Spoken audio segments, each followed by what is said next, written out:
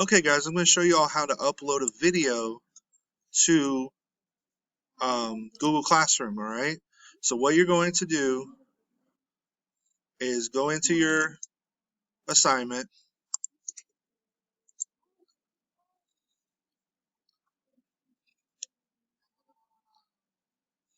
give it a second. Then right here where it says add a picture, you go up to the top where it says insert, image, upload from computer. Click on the picture you would like.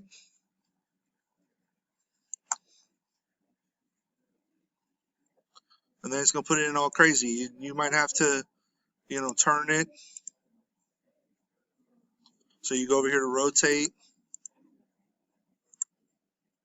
Then you have to resize it. Did you see how big that is?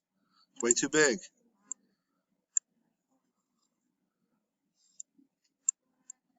Then boom, you have a picture. Once you have that picture there, you want to get rid of this box behind it. You can just take that and hit the backspace button on the edge and it'll delete it. Or you can right click on it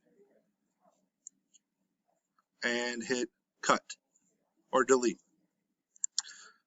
I hope this was helpful. Let me know if there's anything else I can do.